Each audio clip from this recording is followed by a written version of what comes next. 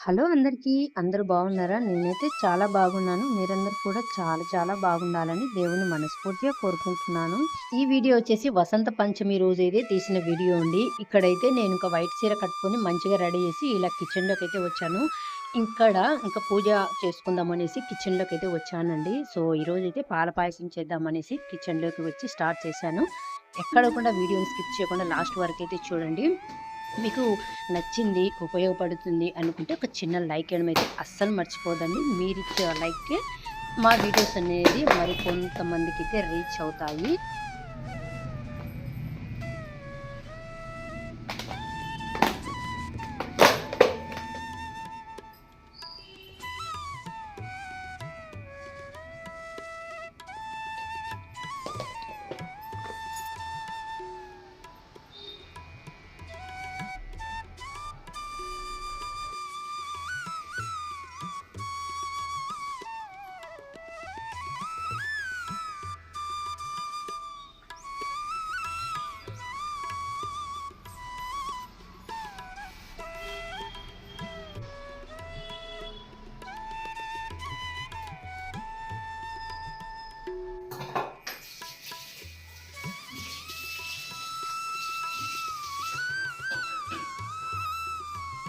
పూజకు సంబంధించిన దీపెంతులు అవన్నీ కూడా వెండి ప్రమిదలండి. అవన్నీ కూడా క్లీన్ చేయడానికి నేనైతే ఇలా ఒక పేస్ట్ అయితే అప్పటికప్పుడైతే రెడీ చేసుకుంటాను. ఎందుకంటే పొడి పొడి లాగానే చాలామంది పొడి పొడినే తీసుకొని యూజ్ చేసి ఇలా చేత్తో రబ్ చేస్తూ క్లీన్ చేసుకుంటారు కదా! అలా చేయడం వల్ల చేతులకు నల్లగా అయిపోయి అది ఎంత మనం తర్వాత హ్యాండ్ వాష్ చేసుకున్నా కూడా అస్సలుకు పోవడం లేదు. సో, అందుకనేసి పొడిలాగా కాకుండా ఇలా ఒక పేస్ట్ లాగా మనం రెడీ చేసుకొని తర్వాత ఆ పేస్ట్‌ను వాటికి అప్లై చేసేసుకొని తర్వాత క్లీన్ చేసుకుంటే చాలా బాగా క్లీన్ అవుతాయి. అండ్ మన చేతులకు కూడా నల్లగా అనేది ఉండదు.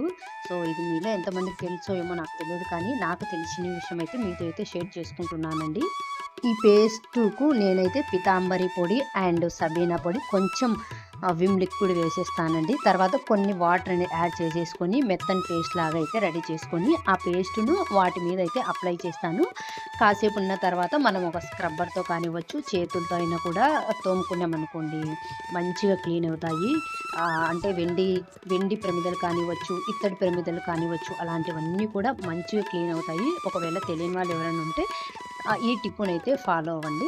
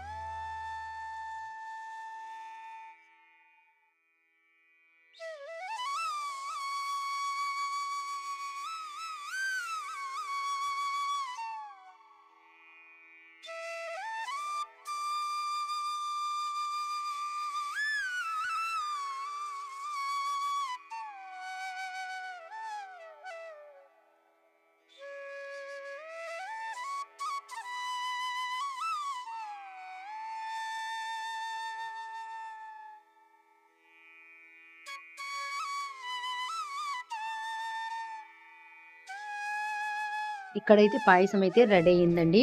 నేనైతే వేడి వేడి పాయసము అంటే నైవేద్యం ఏదైనా కానివ్వండి, మనం కుక్ చేసిన వెంటనే వేడి వేడిగా అయితే దేవుడికైతే పెట్టకూడదు కదా. మనమైనా వేడి వేడిది పెట్టినా మనం తినలేము కదా. అలాగే దేవుళ్ళకు కూడా మనం వేడి వేడి నైవేద్యం అయితే పెట్టకూడదు అని అంటారు. అందుకనేసి నేనైతే చేసిన తర్వాత కాసేపు చల్లారనిచ్చిన తర్వాతనే దేవుడికైతే నైవేద్యంగా సమర్పిస్తాను. అప్పుడు వచ్చి తింటాడు అనేసి నా నమ్మకము. సో అలాగే చాలామందికి తెలియకపోవచ్చును. నేను తెలుసుకున్న తర్వాత నుంచి ఫాలో అవుతున్నాను కాబట్టి మీతో కూడా షేర్ చేసుకుంటున్నాను. ఇక్కడ ప్రమిదలకైతే నేనైతే ఇలా బొట్లు పెట్టుకుంటున్నానండి. సో ఇక్కడ నేను యూజ్ చేసిన ఈ గంధం వచ్చేసి మా హస్బెండ్ రీసెంట్గానే టెంపుల్కి అయితే వెళ్ళాడు. సో టెంపుల్కి వెళ్ళినప్పుడు అక్కడైతే తీసుకొచ్చండి. ఈ గంధం అయితే పొడి గంధం అయితే కాదండి. మనం వాటర్ యాడ్ చేయాల్సిన అవసరం ఉండదు. ఇది లిక్విడ్ లాగానే వస్తుంది. సో నేనైతే ఇంకా ఇలా అయితే యూజ్ చేస్తున్నాను. అలాగే వాసన అయితే చాలా అంటే చాలా సువాసనగా చాలా మంచి స్మెల్ అయితే వస్తుంది ఈ గంధం అయితే. ఇన్ కేస్ ఎవరికైనా తెలియకుంటే మనం ఎక్కడికైనా టెంపుల్స్కి వెళ్తాం కదండి, అక్కడైతే మనకు బయట అమ్ముతూ ఉంటారు. కావాలి అనుకుంటే మీరు కూడా తీసుకోవచ్చు. చాలా అంటే చాలా బాగుంది. అసలు వాసన ఉందండి, చాలా అంటే చాలా అద్భుతంగా ఉంది. ఇక్కడ వచ్చేసి నేను గ్లాస్లో వాటర్ కూడా పెడుతున్నాను కదండి. మనము స్టవ్ మీద చేసిన ఏ పదార్థమైనా సరే నైవేద్యంగా సమర్పిస్తున్నాము అంటే పక్కనే మనమైతే నైవేద్యంతో పాటు ఒక గ్లాస్లో వాటర్ కూడా పెట్టాలంట. సో తెలియని వాళ్ళు ఎవరైనా ఉంటే తెలుసుకుంటారనే ఉద్దేశంతో అయితే చెప్తున్నాను. నాకు తెలిసినప్పటి నుంచి అయితే నేనైతే ఫాలో అవుతున్నానండి. సో డైలీ మనం చేసే పూజలో ఫ్రూట్స్ అలాంటివి పెట్టినప్పుడు వాటర్ పెట్టకపోయినా కూడా ఏం కాదు.